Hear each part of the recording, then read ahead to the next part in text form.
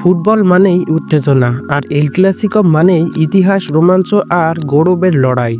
বছরের প্রথমেই ফুটবল প্রেমীরা দেখতে যাচ্ছে সেই বিখ্যাত দ্বৈরথ, যেখানে মুখোমুখি হবে রিয়াল মাদ্রিদ ও বার্সেলোনা।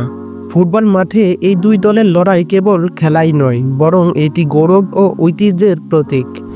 এল ক্লাসিকোতে আমরা দেখি ফুটবলের সৌন্দর্য, হার না মানা মনোভাব এবং জয়ের জন্য চরম লড়াই।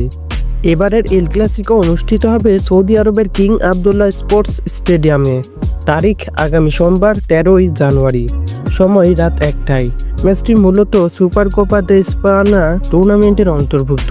এটি মূলত স্পেনের বার্ষিক ফুটবল প্রতিযোগিতা, যেখানে 4টি দল অংশগ্রহণ করে। এরা হলেন লা লিগা চ্যাম্পিয়ন, কোপা দেল রে চ্যাম্পিয়ন এবং এই দুই প্রতিযোগিতা রানার্স আপ দল। 2024-25 লা লিগা সিজনে রিয়াল মাদ্রিদ বর্তমানে 43 পয়েন্ট নিয়ে লিগ টেবিলের শীর্ষে রয়েছে। অন্যদিকে বার্সেলোনা 38 পয়েন্ট নিয়ে তৃতীয় স্থানে রয়েছে। যদিও পয়েন্ট টেবিলে রিয়াল এগিয়ে, কিন্তু বার্সার জন্য একটি বড় স্বস্তির বিষয় হলো তাদের সাম্প্রতিক পারফরম্যান্স।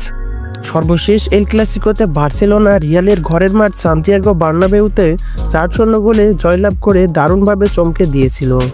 গত বছর সুপার কোপা দে স্পানা শিরোপা জিতেছিল রিয়াল মাদ্রিদ, যেখানে ফাইনালে তারা বার্সেলোনাকে 4-1 গোলে হারিয়েছিল। এই শিরোপার ইতিহাসেও রিয়াল ও বার্সার একচ্ছত্র আধিপত্য। বার্সেলোনা এখন পর্যন্ত 14 বার চ্যাম্পিয়ন হয়ে শীর্ষে রয়েছে, আর রিয়াল মাদ্রিদ 13 বার শিরোপা জিতে দ্বিতীয় স্থানে রয়েছে। এবারের ম্যাচে বার্সেলোনা কি তাদের সর্বশেষ এল ক্লাসিকোর জয়ের ধারাবাহিকতা ধরে রাখতে পারবে, নাকি ডিফেন্ডিং চ্যাম্পিয়ন রিয়াল মাদ্রিদ তাদের আধিপত্য বজায় রেখে শিরোপা ধরে রাখবে?